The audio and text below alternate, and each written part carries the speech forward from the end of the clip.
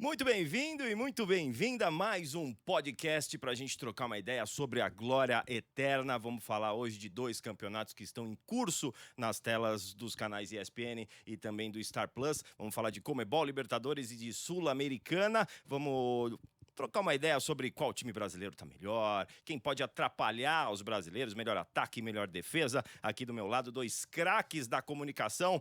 Ele que é comentarista, já jogou nos principais times da Europa, ídolo do Corinthians, manda muito bem, começou em rádio, que eu sei, comentando, e ele também que já narrou um monte de corrida de automobilismo, é isso? Bastante, Serginho. Largo e Zé Elias. Tudo bom? Tudo bom? Prazer, Como é que prazer. vocês estão? Tudo bem, graças Tudo a Deus, tranquilo? tudo bem. Vamos lá, né, discutir, né, sobre Libertadores, Sul-Americana e os times brasileiros, né? Prazer, Serginho. Obrigado pela visita. Seguinte, você narrou muito automobilismo No começo. lá na ESPN da Gringa. Exatamente. Lá em Bristol, em Connecticut. Na verdade, eu comecei em Cascavel, no Paraná, na TV Tarobá, que é afiliada à Rede Bandeirantes. E comecei a narrar automobilismo lá no começo da carreira. Depois acabei fazendo assim, narração de várias categorias para Band mesmo. Fórmula 3 Sul-Americana, Stock Car, Fórmula Fiat, Fórmula Chevrolet e outras competições também. Então, quase que todo domingo eu estava na Band narrando automobilismo, mesmo trabalhando na TV Tarobá de Cascavel. Depois também surgiu a oportunidade de narrar a Fórmula Indy. Então, o Luciano do Vale já não narrava mais nos Estados Unidos, ele preferia ficar aqui pelo Brasil, estava cansado de viajar e tinha outros compromissos também. E aí eu acabei fazendo também 2 temporadas da Fórmula Indy com corridas que eram transmitidas lá nos Estados Unidos para o Brasil. Pro Brasil. E você estava me contando aqui fora que desde os 7 anos você já queria trabalhar com isso, é isso? Era um tempo. sonho que eu tinha. Faz tempo, né? Desde os 7 anos, rapaz, eu tinha essa vontade de ser narrador. Eu falava, não, eu quero ser que nem o Galvão Bueno, que nem o Luciano do Vale. Então eu narrava futebol do botão em casa, narrava jogos dos meus irmãos do colégio, com gravador e tal. E fui crescendo e os familiares diziam, bom, se ele não for narrador, ele vai ser advogado, porque ele fala pacas. Zé Elias, como é que foi a transição da bola para o microfone? Eu parei de jogar em 2009, né? E aí já comecei a trabalhar na Rádio Globo, mas a transição começou 3 anos antes, né? Eu parei em 2009, em 2006, quando eu fui jogar em Chipre. Ali, meio que sentei, conversei com a esposa, o que vai fazer, o que não vai fazer, definição vai ser treinador. Eu falei, pô, não aguento mais essa vida de viagem para lá, viagem para cá, hotel, né? Ficar longe de família, tal. Empresário, eu falei, não, dentro daquilo da educação que eu recebi, né, em termos de valores, princípios, tal, eu não ia conseguir ser empresário, porque tem que engolir muita coisa, tem que fazer muita coisa que para mim é um pouco mais complicado. E aí eu falei, pô, que eu gosto de assistir jogo, gosto de analisar, tal, e foi assim. Aí conversei com o seu Mário Sérgio, né, que foi meu primeiro treinador no profissional, que trabalhou também praticamente muito tempo na TV, na rádio, TV. E ele falou, olha, se prepara assim, assim, assim. Aí eu, de 2006 até 2009, dei aquela preparação, né? Assistia muitos jogos, escutava muita rádio, porque a rádio te dá um poder de síntese, sabe, é muito bom isso. Então você tem que, em frações de segundos, a pessoa tem que imaginar o que você está falando. Isso para mim era muito importante. E aí em 2009 eu recebi uma oferta da Rádio Globo para um convite, né? 2008 eu recebi um convite para trabalhar na Rádio Globo. Mas eu ainda existia a possibilidade de continuar jogando. E aí o Leonardo Stamilo, que na época era o chefe, falou, não, vai lá, fica tranquilo, e se o dia que você resolver parar, as portas estão abertas aqui. Aí 1 ano depois eu realmente decidi parar, liguei para ele, falei, Stamilo, a vaga ainda está aberta para mim aí, as portas estão abertas, tal. Ele falou, não, pode voltar que o teu lugar tá guardadinho aqui. E aí parei de jogar no domingo, 10 dias para fazer as mudanças, né? De casa, documentação, um monte de coisas, porque eu estava jogando na Áustria. Então você tinha que ir na Áustria, levar os móveis, tudo aquilo para a Suíça, porque na Áustria onde eu morava não tinha aeroporto, então a Suíça era mais próximo. Aí documentação, depois vem para o Brasil, vai para o Porto, aquela confusão toda. E aí eu comecei a trabalhar na Rádio Globo e depois, em 2014, trabalhei recebi um convite da ESPN através do Palomino para trabalhar na Copa do Mundo. Então eu fiz na Copa de 2014 do Brasil, na rádio e na TV. E quando acabou a Copa, o Palomino falou, olha, nós gostaríamos de contar com o seu trabalho aqui e tal. E aí eu permaneci só na TV, né? Cheguei a narrar jogos do Zé Elias, jogando pelo Genoa. Vários jogos pela Viu? Série Italiana. Falei, começou Eu ainda jovem, muito né? jovem e tal, eu já estava no final de carreira.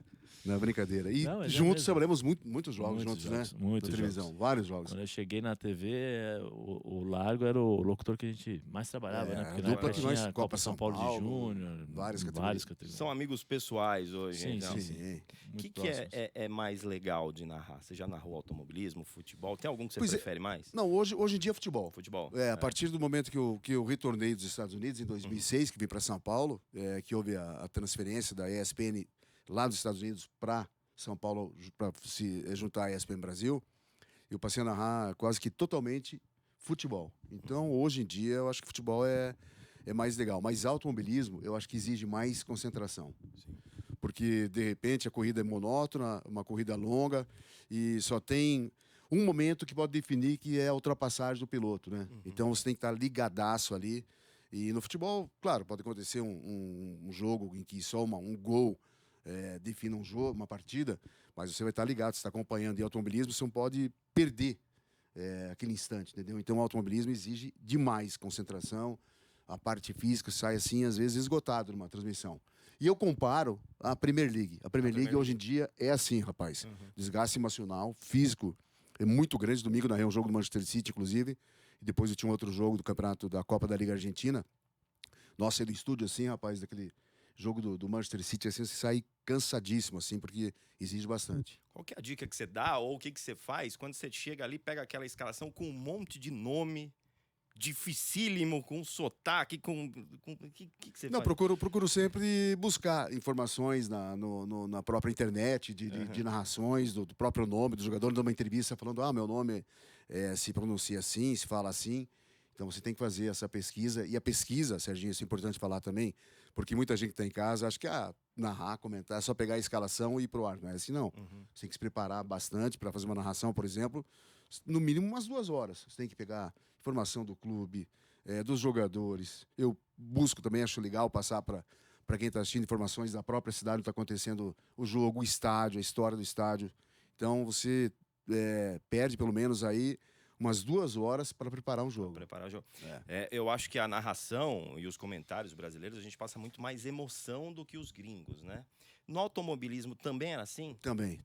Da mesma forma. O gringo é mais tranquilo e o brasileiro é mais... Eu acho que o brasileiro e o argentino são bem parecidos, Sei. sabe? Brasileiro e argentino, sim. Mas, tipo, com os americanos, narração de um americano, de um inglês, já é mais tranquila, de um italiano. O italiano, durante o jogo, no campeonato italiano, a RAI, pelo menos, quando mostra, não tem comentarista durante o jogo, só no intervalo o comentarista participa. Sei. Então fica meio assim, sabe, meio lento e tal. Mas existe uma diferença grande, realmente. Eu acho que nós, sul-americanos, somos muito parecidos. Sim. Zé, já jogou em uma porrada de time. Sim. Vários países. Qual foi o país mais difícil para jogar de adaptação? O mais difícil para mim foi a Alemanha. Tô falando isso de 96, né? Então não tinha internet, dificilmente você tinha comunicação e informação sobre o Brasil, né? A não ser por telefone e tal. Então era mais complicado a língua, ter que se adaptar ao clima, porque não é fácil você sair aqui do Brasil com 30 graus e você vai jogar no inverno lá com menos 15, menos 16. E não é só o jogar, né? Você tem que conviver com isso, que sai, põe a roupa. Ou seja, o pneu tem que ser pneu específico para neve, porque senão você não pode sair. Aí você chega no lugar, entra, você tem que tirar todo o casaco, porque os ambientes são todos aquecidos, tem calefação. Aí dirigir é um pouco mais complicado. Então tem uma série de coisas. A língua, né, a comunicação, que fica bem mais difícil pelo fato de não falar. Então essa foi a parte mais difícil em termos de adaptação. No campo é coisa rápida. Você demora um mês e meio no máximo para você entender como é que funciona. Porque a linguagem do campo ela é universal. Na frente, atrás, olha o ladrão, passa a bola, presta atenção e tal. Então você consegue pegar isso rápido. Em uma semana, no máximo, você já está com as palavras fixadas na cabeça. E depois, como eu falei, essa parte de fora, extra-campo, que é um pouco mais complicado. Mas lá eu tive a ajuda de muita gente. O Reinhard Kalmund, que era o manager, sempre esteve ao meu lado. Aí depois de um mês eu pedi para aprender alemão, porque estava difícil realmente em termos de comunicação. Então tinha aula 3 vezes por semana, 2 horas por dia. Isso tudo foi abreviando, né, esse período de adaptação.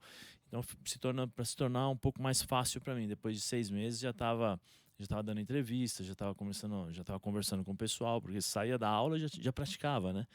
Então e a necessidade muitas vezes da comunicação, de se comunicar, de saber o que está acontecendo, isso acelera esse processo de aprendizagem.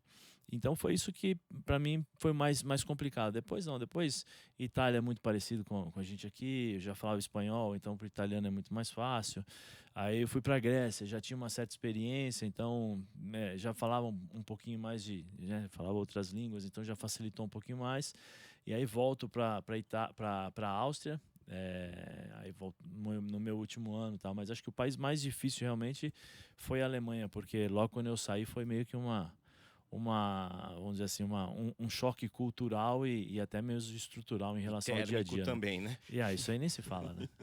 Tem alguma história engraçada com língua? Com troca de palavra, alguma coisa que deu um mal-estar ali ou engraçado? Não, por exemplo, na Alemanha, né? A minha primeira aula de alemão. Então o cara pegava assim uma foto e falava "Was ist das?" Aí eu falava foto, por exemplo, tinha uma foto do Largo, eu falava Largo. Was ist das? Eu falava, foto do jogador, eu falava o nome do jogador. Aí ele falava assim, Nein, Nein, Nein. Eu falei, puta, 2 horas aqui, sem falar nada, não tô entendendo nada. Aí ele, Was ist das? Was ist das? Eu entendi que Was ist das era, o que é isto? Aí eu falei, beleza. Falei, Was ist das? Ele, wunderbar, amor, tal. Aí eu lembro que eu saí, fui direto porque eu tinha aula no clube, né, no Leverkusen. Já saí, fui direto na sala do Kalman, que era o chefão, o manager. Falei, não vou aprender igual papagaio. O cara fica me mostrando o objeto, eu tenho que repetir e tal. E ele falou assim, não, você tem que aprender igual o alemão.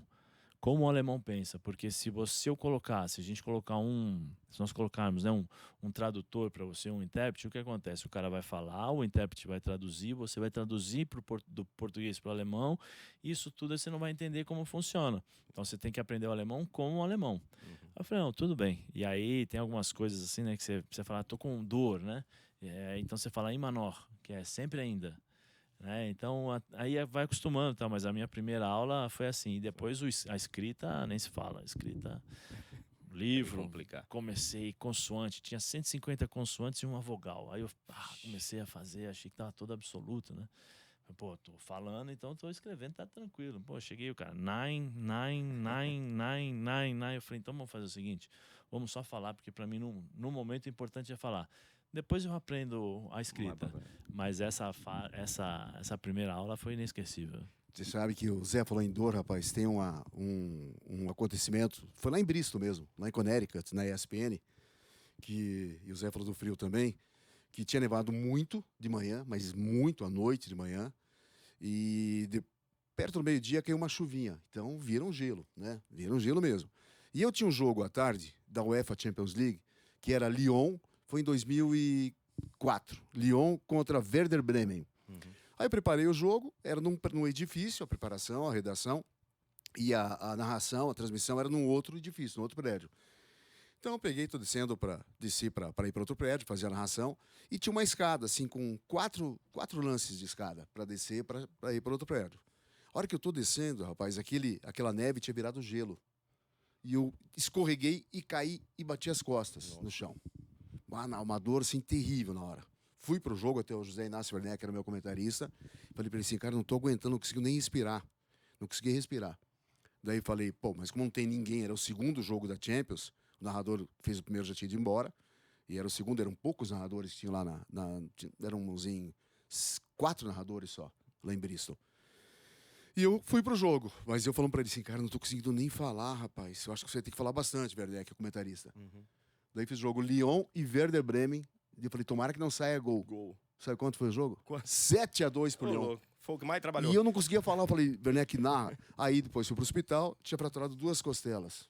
Vixe. Fiquei daí uma semana deitado lá para recuperar a costela. A dor que tava sentindo e recuperar, né, das fraturas. Caramba. Mas foi terrível.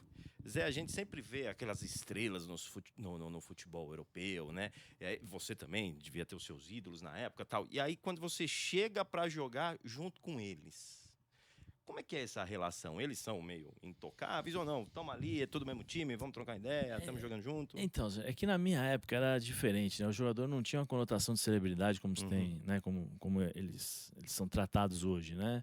E os próprios ídolos eram diferentes, né? Eu cheguei a jogar, quando eu chego para jogar na Inter de Milão, o time é Simeone, Zamorano, Zanetti, Ronaldo, Aaron Winter, Djorkaeff, eram todos grandes jogadores das suas respectivas seleções. Mas era um cara simples, assim, e se concentravam no jogo, a cabeça era, o foco era a profissão e tal. Então não tinha muito esse lado de, meu Deus, tô jogando com fulano de tal, nossa, como ele se comporta e tal. Não, nós estávamos todos ali no mesmo barco, no mesmo dia a dia, né? Então a gente tinha um dia a dia diferente, a gente tinha um jeito de lidar com com os egos, né, vamos dizer assim, de forma mais tranquila, até porque eram todos tranquilos. O Ronaldo, que na época era o melhor jogador do mundo, era um sujeito tranquilo, um cara que brincava com todo mundo, chegava aqui, você ia jantar, ele pegava, amassava papel, o guardanapo e jogava dentro do teu copo, entendeu? Assim, então isso trazia pro grupo essa simplicidade. Eu particularmente nunca tive problemas com nenhum jogador em relação a isso, né? Todos sempre me trataram muito bem, eu sempre convivi com essas pessoas também da melhor forma possível, então nunca tive esse tipo de problema. Uhum. Agora, para os dois, vocês têm o time do coração de vocês. Já chegou a ter que Eu comentar quero ver. Tem gente que não coisa ruim do próprio time? Ou narrar aquele gol que você... Eu não queria ter falado desse gol. Eu sempre falo isso porque é a história da minha vida. Quando eu ia nascer, a minha mãe não tinha um nome certo para me dar. E o meu tio era doente pelo Flamengo. Culpa do tio. E quando eu nasci, É sempre assim. Luiz Carlos fez um gol pro Flamengo, o Flamengo foi campeão do Rio São Paulo, se não me falha a memória. E eu fui crescendo e o tio falando, olha, você tem que ser flamenguista, cara. Teu nome é Luiz Carlos por causa do Flamengo, Flamengo. E eu sou Flamengo. Sou FC Cascavel, que é o time da minha cidade, e sou Flamengo também. E eu narrei 2 jogos até hoje do Flamengo, pela Copa do Brasil, pela ESPN aqui, contra o Campinense. Foram os 2 jogos da Copa do Brasil. Então, só narrei esses 2 jogos e o Flamengo ganhou os 2 jogos. Até foi relativamente fácil, assim, os confrontos. O Flamengo ganhou bem. Mas de criticar, assim, então não cheguei a fazer isso, porque o Flamengo ganhou os 2 jogos que eu narrei, não teve crítica nenhuma. Zé? Pra mim é normal, é natural isso. O Zé é mais fácil. Eu entrei com 4 para 5 anos no Corinthians. Fiquei praticamente 15, 16 anos lá. Nessa transição, né, eu entendi que assim, eu fui um jogador, então eu sei até onde uma crítica pode chegar. Então eu sempre fui muito respeitoso com as minhas críticas, a forma como eu sempre as coloquei e tal. Mas é inevitável, eu não sou um personagem, né? Eu não comprei, olha, eu tô ali trabalhando, comentando porque eu sou corintiano e vou comentar só jogos do Corinthians, não. Eu sou profissional, então se eu tô trabalhando no jogo do Corinthians e eu vejo algo errado, eu vou falar.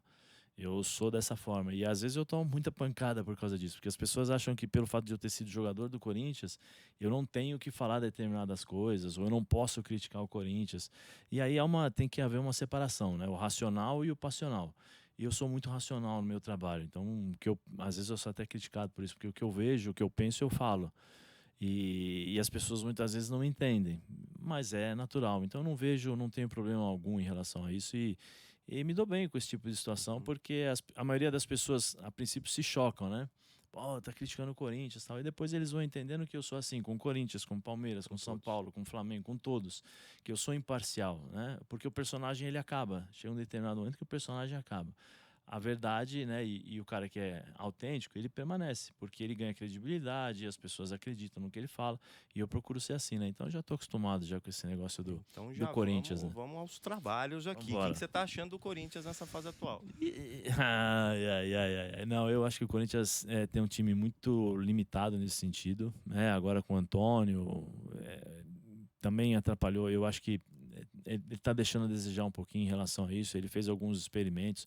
O Yuri Alberto hoje tem problemas para jogar de costas para o gol como um camisa 9. Aí ele pega o Yuri e joga para jogar como ponta direita, que você tem muito mais funções, teoricamente, muito mais funções a a serem feitas dentro do campo com um grau de complexidade de técnica muito alta, né? Porque você tem que fechar a diagonal, você tem que levar a linha para a linha de fundo, driblar, né? E ele não tem essa característica.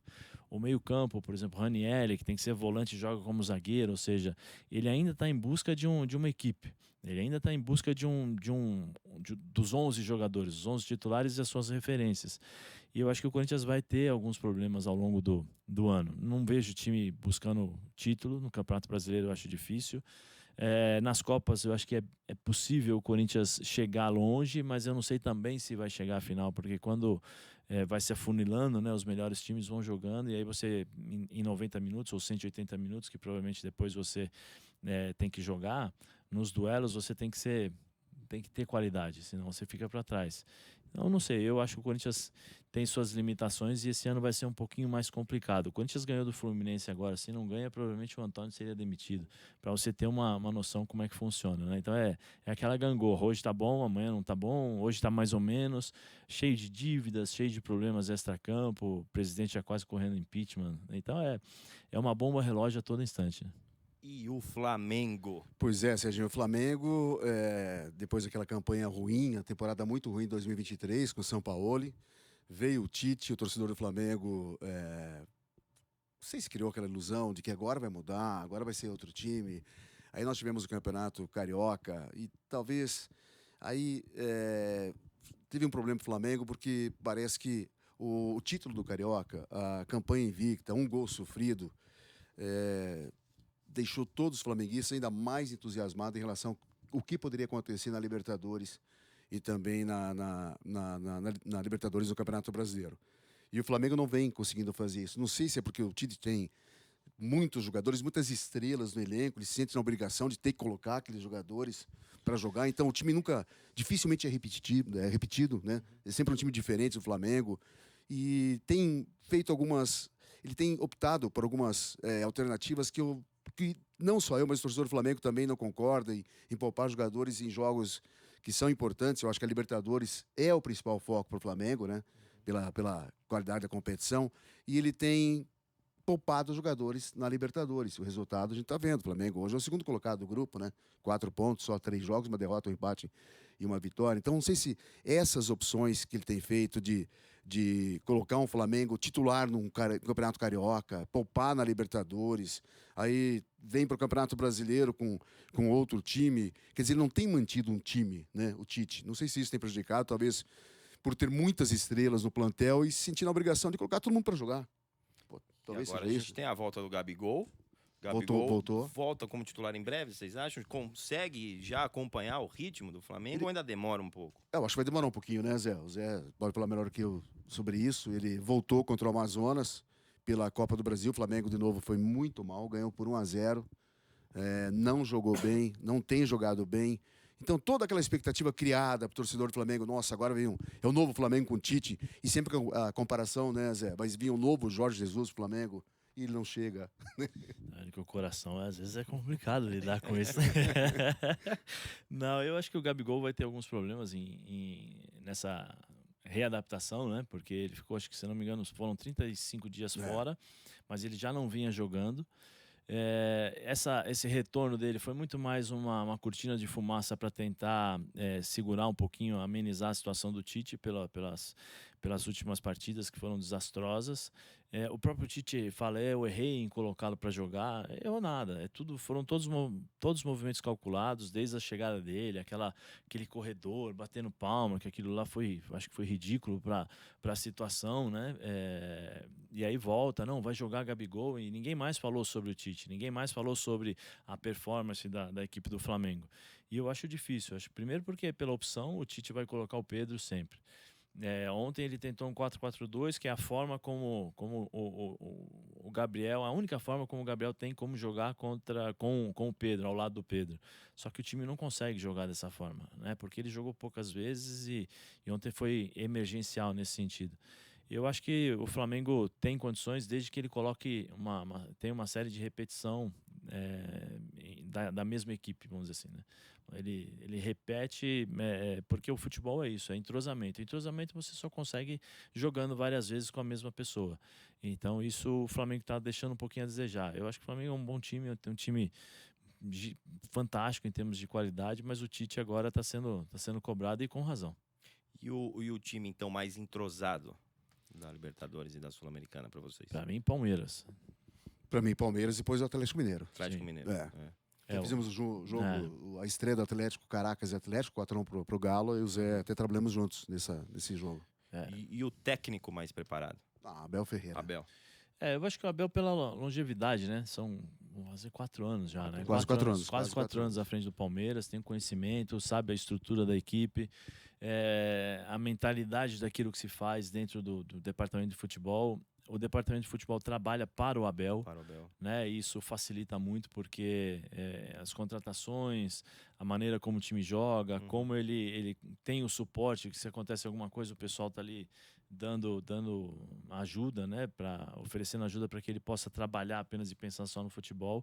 Eu acho que isso potencializa muito o trabalho dele. Né? Pergunta que não quer calar. Pergunta que não... Flamengo, Corinthians e o Serginho torce para quem? Palmeiras. Tá vendo? Por isso que ele tá com esse sorriso.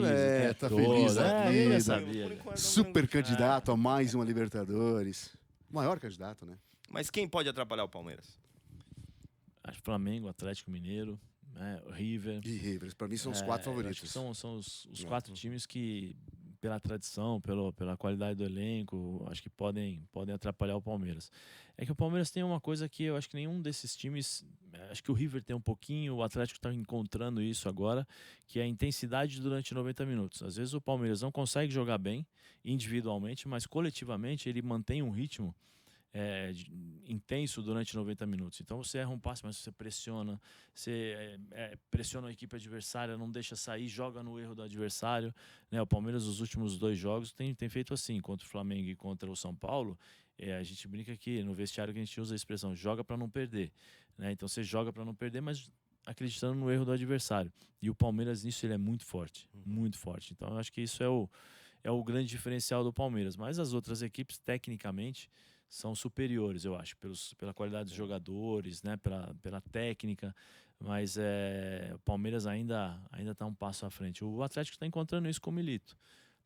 Começou a jogar bem, né, os primeiros 45 minutos, 60, agora já começa a aumentar um pouquinho mais em termos de concentração, de jogar bem os 45 minutos, depois você tem que administrar, e nessa administração às vezes você relaxa, e acho que o Milito agora está começando a encontrar, e os jogadores estão começando a entender a sua mentalidade e o que tem que ser feito dentro de campo. Eu acho que tem jogos que mostram quando o time é muito favorito a conquistar uma competição. E o Palmeiras contra o Independente Vale foi assim, mostrou isso.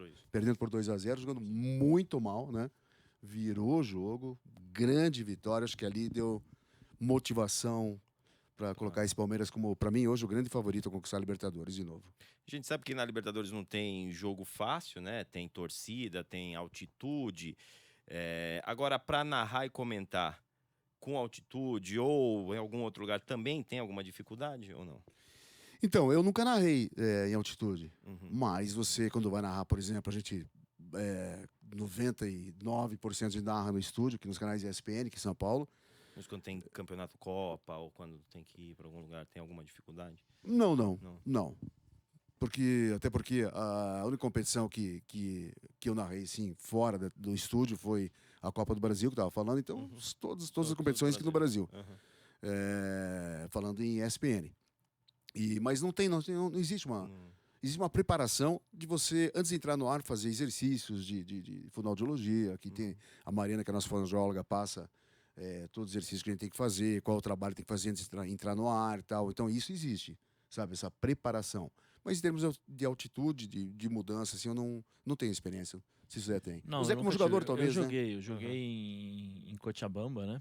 Que já tem um pouquinho de altitude, acho que, se não me engano, 2.800, alguma coisa assim. Quase 3.000 lá, né? Eu não sei exatamente a altitude, né? Vamos dizer assim, aquela altura, né? Lá, se a gente está chegando perto de Deus, né? Mas é bem diferente, bem diferente. A bola é muito mais rápida, a velocidade de jogo também ganha. É impressionante como a bola ela não tem peso, né?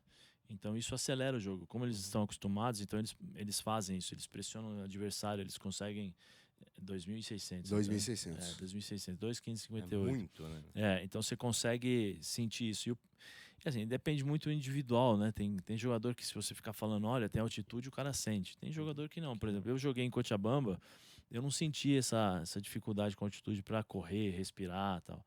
E em compensação, alguns outros jogadores já sentiram naquele momento. Mas eu nunca joguei lá em cima, né? Lá em La Paz, que é 3.000, alguma coisa assim, para dizer. Mas eu acredito que para locutor e para comentarista seja mais tranquilo em relação a isso. Tinha alguma coisa que você fazia antes de começar o jogo para te dar sorte? Ou que você preciso fazer isso, que senão não dá. Não, eu sempre tive o hábito de escutar Iron Maiden antes do. Sempre tive. Eu sempre tive hábito de escutar rock, eu gosto de rock, né? Então eu sempre escutei. Antes do jogo, a preparação era chegar no estádio com Iron Maiden e ir até o final, minutos antes ali da fase de aquecimento, aí tirava o fone e jogava. Alguma coisa que você não faz antes de narrar? Comer chocolate, né? Chocolate não dá pra... Mas que nem do pH, né? Café, tomar um chimarrão, eu gosto de tomar muito chimarrão. Isso aí eu tomo, eu faço. E pra mim não influencia muito, não muda. Já vi muita gente falar, não posso tomar café que muda a minha voz e tal. A minha não muda nada, graças a Deus. Posso tomar café deixa até mais ligadão. Você fica mais na 220 ali. Então vamos lá, Grupo A da Libertadores, a gente tem o Fluminense com 5 pontos, é líder do grupo, né? É o time que mais troca passe, mas finaliza pouco, né? Está finalizando pouco porque os times já entenderam como ele joga, né? Então, quando não conseguem pressionar o Fluminense, aquela pressão alta, como se fala hoje, né, que é na saída de bola, eles recuam, fecham todos os espaços e aí o Fluminense fica com a posse de bola. Então, toca de um lado, toca do outro, toca de um lado, toca do outro e não tem espaço para finalizar. Esse é o grande desafio do Fernando Diniz nesse ano de 2024, porque os times já entenderam, né, como funciona esse sistema de jogo do Fluminense que deu tanto certo no ano passado. Mas acho que deve passar tranquilo essa primeira fase e acho que até em primeiro colocado, né, pelo saldo de gols e pela forma como vai jogar 2 fora, não, 2 dentro, né? Duas dentro. Então, no Maracanã ele é muito forte, né? E eu acho que nesse grupo, Serginho, Fluminense primeiro também, como o Zé falou, e eu ainda acho que o Cerro Porteño vai ser o segundo desse grupo A. Cerro Porteño tô achando. Passa também. Apesar de ter perdido pro Colo-Colo no primeiro jogo por 1-0, mas eu acho que deve vencer o segundo e garantir a segunda posição. Vamos para o grupo B. O grupo do São Paulo tem 6 pontos, está atrás do Tajeres com 7, né? São Paulo corre risco, ele joga por ele mesmo, né? O São Paulo agora joga contra o Cobressal fora. Eu acho que esse jogo é o jogo principal. Se ele ganhar esse jogo, vai para 9 pontos. Enquanto isso, o Tajeres se mata ali com o Barcelona, vamos dizer assim, né? E depois o São Paulo decide dentro de casa. Eu acho que o São Paulo também tem uma situação mais confortável. Agora com o Zubeldia, parece que é uma nova forma de jogar, mentalidade. Eu acho que melhorou. O ambiente melhora. É lógico que são 2 jogos apenas, 10 dias, viagens e tal. Eu acho que tem muita coisa para acontecer, porque o futebol é muito resultado. Se você ganha, joguei bem, mas eu perdi. Joguei bem, mas eu empatei. Isso vai afetando um pouquinho, porque você vai criando aquele lado psicológico da pressão e a necessidade de vitória. Então, às vezes, o cara erra um passe, a bola fica queimando no pé dele. Mas eu acho que com esse São Paulo deve passar com mais tranquilidade. Até porque os dois primeiros, o Tajeres já tem 7, né? O São Paulo tem 6, e já existe uma diferença para o Barcelona que tem 2, né? Eles se matam agora, né? Barcelona e Tajeres se matam agora. Mas esses 2 jogos em casa que você falou também é importante, o São Paulo, né? Vai pegar o Barcelona em casa e pega o Tajeres em casa. Depois. Grupo C temos o Grêmio Lanterna com 3 pontos. Surpresa negativa essa, né? Ninguém esperava isso do Grêmio. Essa não. Mas foram as opções feitas pelo Renato, né? Aquelas que o Tite fez no Flamengo. As opções feitas pelo Renato, ele conseguiu uma vitória importante no último jogo contra o Estudiantes, mas quem viu o jogo sabe que não foi tão fácil assim, né? No finalzinho acabou surpreendendo os 2 meninos que entraram, mas eu acho que assim, tem 2 equipes que são finais todos os jogos, que é o Grêmio e também o Botafogo, que passam pela mesma situação. Eu acho que o Grêmio aqui vai jogar agora contra o Atipato fora, tem que pensar em vitória. Se empatar, para mim, já está fora. Depois ele pega o Estudiantes em casa e pega o Strongest em casa. Eu também acho que ele classifica. Esse grupo deve ficar com o Atipato e Grêmio, do Strongest, até pela altitude lá, né, da Bolívia. O que teria que acontecer para o Grêmio melhorar internamente? Eu acho que ele fazia as escolhas corretas em relação ao time na Libertadores. O Campeonato Brasileiro, daqui a pouco nós temos Copa América, Olimpíada, né? Então muitos times vão ser prejudicados pelas convocações. E o Grêmio também não vai deixar de ser prejudicado, mas aí eu acho que aí ele tem que optar em colocar o time titular para jogar na Libertadores e no Campeonato Brasileiro tentar mesclar ou colocar times mais fortes, equilibrar, né? Porque o Campeonato Brasileiro você tem 38 rodadas. Agora 35, né? Já passaram 3 rodadas, né? Então você tem mais 35 rodadas para você poder jogar. Como eu falei, tem a Copa América, tem a Olimpíada, então tem muitas coisas que podem acontecer. Na Libertadores, se ele perder o próximo jogo, ele tá fora. Tá fora, né? Já é mata-mata, É. né? O grupo D, Botafogo, também lanterna com 3 pontos. O grupo também emboladão. Também decepção, né? E outro detalhe importante. Aí o problema do Botafogo é o seguinte, que ele vai jogar as 2 partidas das 3 que restam fora de casa, né? Então já foi mal nas 2 nas que jogou em casa, perdeu por 3-1 pro Júnior Barranquilla e conseguiu a vitória sobre o Universitário do Peru, mas essa última posição com 3 pontos complica pelo fato de ter que jogar 2 jogos fora dos 3, né, Zé? O que anima um pouquinho é a forma como o Botafogo vem jogando agora com um novo treinador, né? O Arthur Jorge. O Arthur Jorge. Ele coloca realmente o time para jogar para frente, uma intensidade assim, o time corre o tempo todo. Eu acho que foi uma boa escolha. Foi uma boa escolha. Tardia, eu acho, né? Demoraram um pouquinho para entender as necessidades, mas eu acho que aquela frase, né? Enquanto você tem esperança, você tem que ir até o final. Claro. Né? Existe a possibilidade na matemática, então vamos lutar. Mas eu acho que é uma situação mais complicada, porque os adversários são bons também, né? O Júnior de Barranquilla e a LDU são boas equipes. Sim. Então isso pode afetar ainda mais e prejudicar o Botafogo, que tem que ganhar. São 3 jogos, 3 finais. Tem que ganhar as 3 para poder ter chance. Acreditam que passa? Eu acho que vai brigar pela segunda posição. Eu também posição. acho. Segunda Também posição. acho, Agora temos Flamengo no próximo grupo, hein? Fala, Flamengão, vai. corre risco. O O- time eu achei que te encanta. Serginho, eu achei que Flamengo e Palmeiras iam brigar para ver qual seria o 100% dessa fase de grupos da Libertadores e América, né? Que é aquele que tem a vantagem depois na sequência de jogar a segunda partida em casa. Decepção no início, né? Com 4 pontos apenas, uma vitória, um empate, uma derrota. Mas eu acredito na classificação do Flamengo, que tem 2 jogos no Maracanã. E isso ajuda muito, né? Vai pegar o Bolívar em casa ainda, vai pegar o Milionários em casa também. Eu acho que pelo fato do Flamengo decidir agora se as 2 partidas em casa, no Maracanã, onde o Flamengo cresce demais com o apoio do seu torcedor, eu acredito na classificação do Flamengo. Pela primeira posição, eu acho difícil. Pela campanha do Bolívar, invicta 3 jogos, 3 vitórias. Eu acho que agora deve ganhar, né? Contra o Palestino vai jogar ganhar, fora né? e precisa ganhar. Precisa ganhar. Precisa ganhar para ter um pouquinho mais de tranquilidade no vestiário para poder chegar nessas 2 partidas com mais fôlego, vamos dizer assim. Eu acho que o Bolívar deve confirmar primeiro colocado, deve bater aí o primeiro colocado, se não acontecer nada de anormal, vamos dizer assim. E o Flamengo corre um sério risco, né? Porque cai no pote 2, aí você pode pegar jogos mais difíceis, embora também o time que enfrentar o Flamengo vai pensar a mesma coisa. Pô, vou jogar contra o Flamengo. É sempre assim. Grupo F, a gente tem o Palmeiras, líder com 7 pontos, 7 pontos, tá confortável, né? Depois da virada contra o Del Valle. Palmeiras tem caminho tranquilo para as oitavas daqui para frente? Eu acho que sim. Vai jogar com o Independente Del Valle em casa, joga depois contra o São Lourenço em casa. São Lourenço, apesar da classificação para a Libertadores, não está entre os 8 melhores times da Argentina. Até posso falar isso porque eu narro quase que todos os jogos do Campeonato Argentino lá na ESPN. Tenho acompanhado bem o São Lourenço. É um time... hoje virou um time mediano. É um time de muita história, né?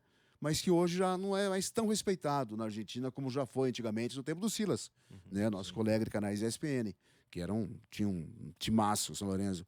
Eu acho que hoje em dia já não existe mais um respeito em relação ao São Lourenço. Parece que a camisa do São Lourenço não pesa muito mais como já pesou. Então o Palmeiras vai ficar em primeiro aqui. Eu acho que os times argentinos, né, ultimamente, eu acho que eles perderam um pouquinho mais a credibilidade. Com exceção do Boca e do River, que são times que chegam sempre, raramente você vê, por exemplo, Estudiantes chegando numa final, times mais, né, por exemplo, o próprio São Lourenço, que há um tempo atrás jogou com o Patão Rodrigues, né, o Patão que era o treinador também. Então eu acho que você vai perdendo um pouquinho o conhecimento, vamos dizer assim. À medida que você repete sempre, eu estou chegando na semifinal, estou chegando nas oitavas ou quartas de final, você vai construindo um legado, que é o seguinte: no próximo ano o cara vai jogar contra o Palmeiras. Já chegou na semifinal, perdeu a final, ou chegou nas quartas de final. Ou seja, você já começa a criar uma certa identidade para essa competição. A camisa pesa. A camisa pesa, essa camisa, né, os jogadores vão ganhando experiência. Aí você vai criando isso daí. Eu acho que as equipes argentinas, elas estão perdendo isso. E os times brasileiros estão ganhando cada vez mais. Essa história de, não, mas financeiramente os times brasileiros são superiores. Tudo bem, mas os times argentinos sempre tiveram uma tradição muito forte na Libertadores. Aí eu não sei também se, por exemplo, tem, por causa das milhões de câmeras que tem nos jogos, então o argentino já não consegue mais fazer aquela cera, as provocações que faziam no passado, né? Os árbitros já entenderam também que estão sendo supervisionados o tempo todo. Então, muitas das coisas que ajudavam os times argentinos a transformá-los em times fortes ficaram para trás, né? Então, e os times brasileiros também entenderam como jogam. Mas eu acho que, assim, é um país que a gente tem sempre que respeitar em Libertadores, independente disso. Mas eles precisam resgatar um pouquinho. Tem uma tradição muito forte ainda, né? Eles precisam resgatar essa tradição. O VAR veio para atrapalhar. Bastante. O que vocês acham do VAR, inclusive? Eu acho legal. Eu acho necessário o VAR. Quando não tem, faz falta, né? Exatamente. Eu acho que é uma ferramenta necessária para o futebol. O problema é que ela ainda é operada por seres humanos, que são passíveis de erro. Né? Diferente, por exemplo, ontem nós estávamos assistindo o jogo da Champions League, você já vê a tecnologia, né? Ali não tem é difícil de você pegar o ser humano. Ali é computador, vai lá, pega o desenho, joga o desenho em cima de outro desenho, então você consegue ver perfeitamente a visão. Aqui não, aqui ainda é um ser humano que traça a linha, quando chega, quando sai a bola, o que está acontecendo. Isso ainda proporciona muitos erros, porque muitas vezes tem interpretação.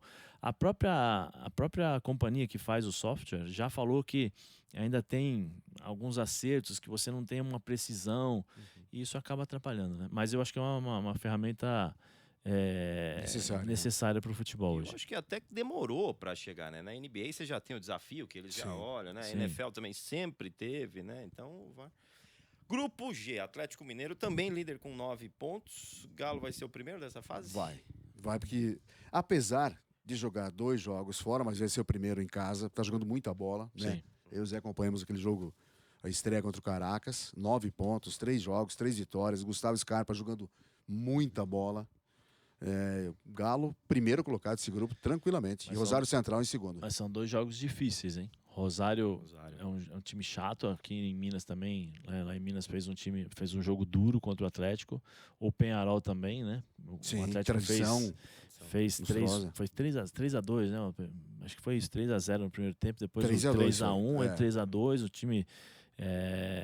jogos difíceis, mas acho que o Atlético passa como primeiro. Já pensou aqui de mais uma final de Libertadores de brasileiro lá na Argentina? Eu acho que sim, viu? Estádio mais monumental. Né? No Monumental? Bem possivelmente. Eu confesso para você que eu estou preocupado com essa final, com os times brasileiros se chegarem. Muito pelos acontecimentos que nós tivemos contra os times argentinos aqui na final do ano passado do Boca, né, em que os torcedores foram agredidos na praia, né, contra a seleção argentina também, que teve aquela confusão toda no Maracanã. Eu acho que isso não vai ser esquecido, não. Eu acho que isso pode atrapalhar, pode ter algum probleminha lá. Vamos agora para vai começar a fase de grupos da Sul-Americana agora também, né? Vamos falar do Corinthians. Tem certeza? Não. já colocamos todos os times aqui na roda, vamos colocar o timão. Sim. Não, mas eu acho que o Corinthians tem, como eu falei, acho que tem problemas. Eu olhando aqui, é Argentinos Júnior e Racing. Eu acho que é mais o Argentinos Júnior, só passa um, né? O segundo vai jogar um playoff com quem vem da Libertadores. Eu acho que, como eu volto a falar, acho que o time do Corinthians é muito limitado. O treinador não está conseguindo encontrar uma equipe ideal para poder jogar. Perdeu alguns bons jogadores. Hoje o Corinthians depende do Garro e do Wesley. Então o Corinthians tem 2 jogadas. Joga a bola no Garro, o Garro inventa lá uma assistência, uma virada de jogo, ou cria algumas jogadas. ou senão você joga a bola no Wesley e o Wesley vai para cima no 1 contra 1 para tentar solucionar o jogo do Corinthians. É muito pouco para você decidir jogos e ganhar campeonatos. Eu acho que o Antônio tem que criar outras alternativas para que o Corinthians não se torne um time tão previsível, né? Porque isso pode acontecer e vai acontecer se continuar assim. Então eu acho que o Corinthians deve ter dificuldades para se classificar em primeiro. Eu colocaria como os 4 favoritos hoje. Logicamente depende daqueles times que vêm como terceiro colocados da Libertadores para jogar com os segundos colocados da Sul-Americana, mas eu colocaria assim hoje 4 times favoritos a conquistar a Sul-Americana, que seriam Atlético Paranaense, Fortaleza, Internacional e Boca Juniors. Seriam os 4 favoritos para mim. Não, logicamente tem que esperar vir aqueles times que vão ser eliminados da Libertadores, mas hoje, né, acompanhando a Sul-Americana, até narrei jogo do Fortaleza, jogo do Atlético Paranaense, cara, esses 2 times estão jogando demais. É uma competição que está em aberto, né?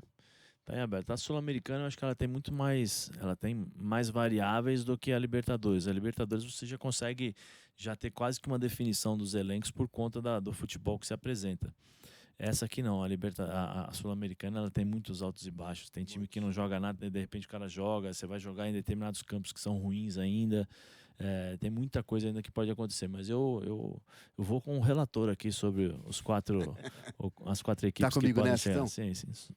Na época que você jogava, a torcida contrária realmente pesa contra? Na hora que você bateu um pênalti, ou na hora que você tá ali com a bola? É que na minha época, né, chovia garrafa de vidro, era moeda, era rádio, era bem complicado, totalmente diferente do que se tem hoje. Até porque hoje você tem as câmeras que vão identificar o atleta, o time pode perder pontos, pode ter dificuldades depois jogar com o estádio fechado. Então inibiu muito em relação a esse clima pesado. Mas, por exemplo, você vai jogar na Argentina, você sente a torcida, né, dentro de campo, o time adversário pressionando. Mas eu vou falar o que eu sempre falo, é muito do individual. Tem jogador que sente bastante a torcida, tem jogador que não sente, tem jogador que, por exemplo, eu gostava muito de jogar contra. Então, quanto maior o número de torcedores contra o meu time, para mim era ótimo. Aquilo ali era a minha gasolina para poder entrar em campo e jogar. E tinha jogadores do meu próprio time que sentia, que ficava, nossa, a torcida dos caras, olha isso, olha aquilo, tal. Então vai muito individual. Não, o jogador de futebol, difícil, não que não escute, não é isso, mas você tem tantas funções e tantas coisas para serem feitas dentro de campo e com uma velocidade que você não pode ficar prestando muita atenção na torcida. Eu vou ficar olhando para a torcida, o cara que eu tenho que marcar vai lá e faz o gol. Ou senão eu vou deixar alguns espaços e o time adversário pode aproveitar. Hoje a questão tática e a questão física, ela influencia muito no resultado. Então o jogador tem que estar atento em relação a isso. E depois, assim, você faz o gol, aí sim, aí você vai para a torcida, você entende como é que... Aí você tem que aproveitar, mas durante os 90 minutos são raros os momentos. Tem que estar concentrado naquilo que você tem que fazer em campo. Exatamente. Você nem pensa em outra coisa. Não, só depois. Depois aí você fica mais tranquilo, relaxa e tal, mas durante o jogo é complicado. E aquela... Vou fazer uma pergunta para o Zé. Por favor. E aquela do treinador ficar gritando com o jogador, ele ouve, Zé? Não. Não ouve? Não. Dependendo do barulho do estádio, não escuta. Dependendo do barulho do estádio, não escuta, não. Aí tem que falar fala pro fulano de tal que ele tem que fechar, que ele tem que fazer isso. E ele fala... Aí assim, não chama. Não, o treinador tal. Então o treinador fazendo gesto, dependendo, o cara consegue entender, porque ele tá fazendo o posicionamento. Mas não escuta, não. Na hora que vocês vão cobrar uma falta, ou que vocês estão ali numa barreira, às vezes a gente vê que um jogador, né, dá uma provocadinha. Sim. Existe mesmo isso aí? Existe. Fala coisa ruim mesmo ou só um? Não, ele vai errar, hein? Não, agora eles colocam a mão na frente, né, da boca, assim, pra falar. Não tem, como eu falei, não tem tanto, até porque a camaradagem aqui na América do Sul, ela tá, né, a amizade, o pessoal tá mudando um pouquinho a forma de pensar em relação ao futebol, porque o mundo financeiro no futebol brasileiro, ele é infinitamente superior ao dos outros países. Então, já pensou, eu tô jogando contra o Flamengo, eu faço uma boa partida, tem outras equipes que podem me contratar. Então, isso ameniza um pouco e diminui esse lado de provocações dentro do jogo. Mas dependendo, uma chegada um pouco mais forte, na barreira você não olha mais nem olha mais para o rosto, você tem que olhar embaixo, porque quando você vai para trás, você pode pisar no pé do cara que está na barreira. Então, existem várias formas de você provocar, né? E mudanças estão acontecendo, né? Você vê no pênalti agora, com esse pênalti, o que existe? Marcado o pênalti, não é o jogador que vai bater que pega a bola, é o outro, né? Para Depende. evitar exatamente isso, né? Tem, Essa pressão psicológica tem em quem vai bater, né? várias maneiras aí que É. o pessoal vem desenvolvendo para sair um pouco dessa Exatamente. provocação, né?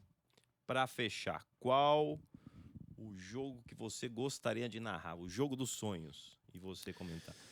Eu tenho certeza que ele vai falar Flamengo contra Flamengo, entendeu? Flamengo e Palmeiras, Serginho. Flamengo e Palmeiras? Flamengo e Palmeiras. Legal. Seria o jogo. Pode acontecer. Uma final da sim. Libertadores. Pode. Pô, pode Ah, acontecer. Pode acontecer. Uma final, para mim, Palmeiras e Boca. Palmeiras e Boca. Palmeiras e Boca, pela tradição, por aquilo que aconteceu o ano passado com o Boca, né? Uhum.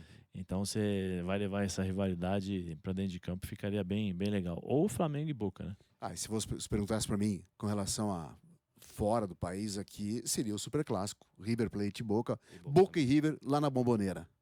Jogaço, Seria hein? o jogaço. Jogaço. O jogaço. E o que vocês estão achando da seleção brasileira? Pra fechar mesmo aqui.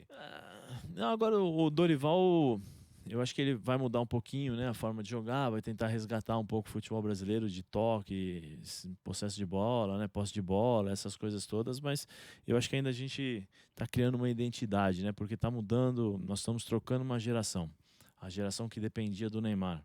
Essa geração ela tá saindo, você vê, Marcelo saiu, daqui a pouco o Danilo sai, daqui a pouco o Thiago Silva saiu, são novos jogadores, agora tá entrando Vini, entrando Rodrigo, Bruno Guimarães, então são todos jovens jogadores, já jogando em grandes clubes, mas que precisam criar uma identidade dentro da seleção brasileira. A identidade é o jogo, é aquela coisa de jogar o futebol brasileiro, entender como funciona e como nós jogávamos. Eu acho que agora vai passar por essa transição. Vai demorar um pouquinho, mas acho que o Dorival, pela forma de trabalhar, vai conseguir resgatar um pouquinho esse lado do futebol brasileiro. Mas não é garantia de resultado, né? Também concordo com o Zé.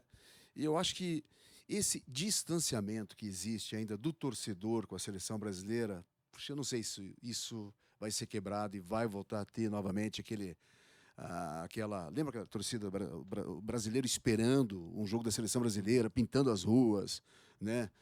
Aquela identificação que tinha do torcedor com a seleção brasileira. Isso eu não sei se vai ser resgatado, hein? Eu acho Perdeu difícil. muito, né? Perdeu muito porque perdeu assim, antigamente nós tínhamos os melhores jogadores do mundo, né, do meio para frente, que era o futebol brasileiro. Hoje em dia você já não tem mais isso. Agora, como eu falei, agora você está começando a criar essa identidade com o Vinícius, que é outro tipo de jogador. É uma forma que eu acho que antigamente os jogadores se comunicavam muito mais com o povo brasileiro quando estavam dentro de campo. Romário, Ronaldo, Rivaldo, né, esses caras, eles representavam um pouco o futebol brasileiro. E a gente não tem mais isso. E tudo depende de resultado. E a mudança também, o fato de jogarem fora do país, né? Isso também criou essa distância entre o torcedor e os jogadores. E a divisão, né, Largo? A divisão. Antigamente você não tinha essa globalização de informações, a possibilidade de você assistir todos os jogos do Barcelona, Real Madrid, do Manchester United, Manchester City. Então tudo verdade, isso vai tudo isso. vai diminuindo um pouco diminuindo não, né? Vai dividindo a atenção dessa nova geração, que hoje você tem a geração do celular, né, da internet, que você, a cada 5 minutos, você está trocando de temas. Então, você tem a NBA, que também ganhou uma potência, a NFL, você tem outros esportes que acabam dividindo um pouco essa nova geração que vem surgindo. E o futebol, sem resultado, você não consegue chamar a atenção de ninguém, né? Esses dois craques do microfone você acompanha nas telas dos canais ESPN e do Star Plus. Obrigado pela visita. Valeu, obrigado a você pelo convite. Obrigado. Agradeço, tamo obrigado junto. a você pelo convite. Você acompanha todos os jogos com exclusividade no Star Plus e nos canais ESPN. Até a próxima.